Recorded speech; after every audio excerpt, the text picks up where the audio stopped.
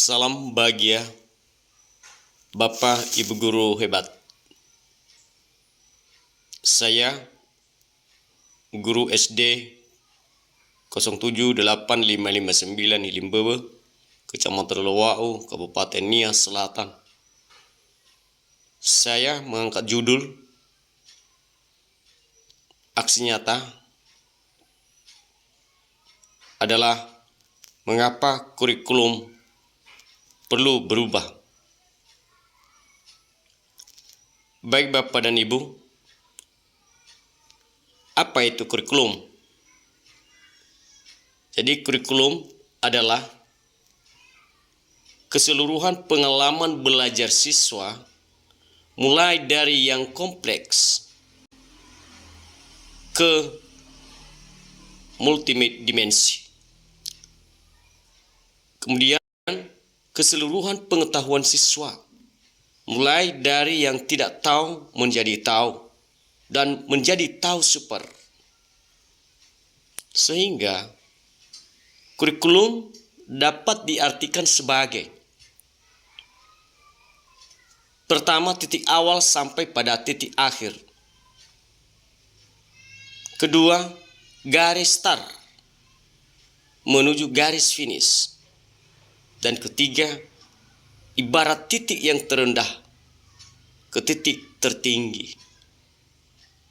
Atau dapat diistilahkan, kurikulum adalah jantungnya pendidikan.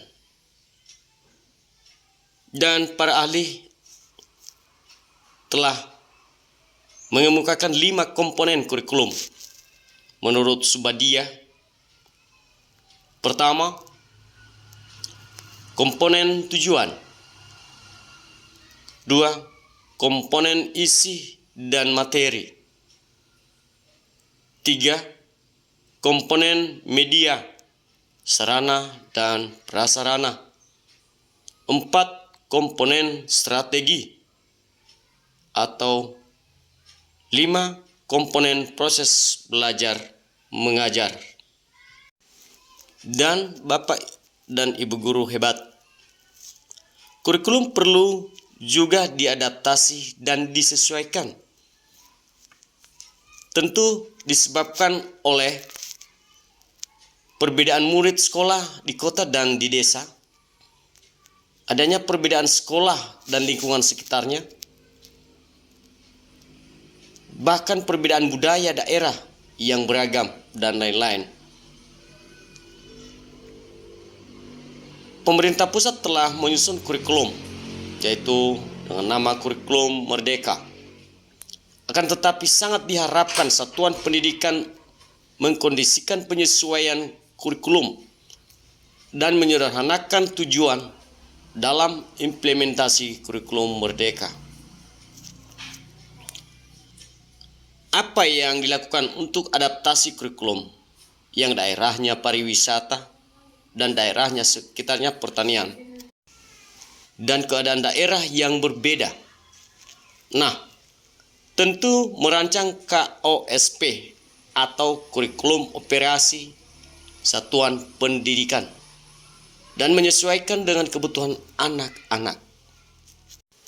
Dalam pengertiannya, kurikulum diadaptasikan bukan saja hanya karena faktor keadaan daerah dan lingkungan sekolah, akan tetapi dapat dipengaruhi faktor-faktor budaya dan sosial dan masyarakat yang heterogen. Nah, oleh karena faktor-faktor tersebut tentu dapat mempengaruhi, dan demi perkembangan zaman super IT, maka kurikulum perlu diadaptasi dan perlu dilakukan perubahan dengan refleksi oleh pemangku kepentingan. Siapa saja pelaku kepentingan atau siapa saja pemangku kepentingan itu, termasuk Dinas Pendidikan Kabupaten, warga sekolah, warga masyarakat, dan lainnya. Nah, Bapak Ibu Guru yang hebat, saatnya bergerak, memanusiakan manusia, dalam hal ini anak-anak bangsa, dan mencetak generasi-generasi cerdas sesuai dengan amanat Undang-Undang Dasar Negara Republik Indonesia tahun 1945, alinea keempat tentang mencerdaskan kehidupan bangsa. Nah, apa yang diharapkan dari kurikulum Merdeka? Pertama, kurikulum perlu sesegera mungkin diterapkan.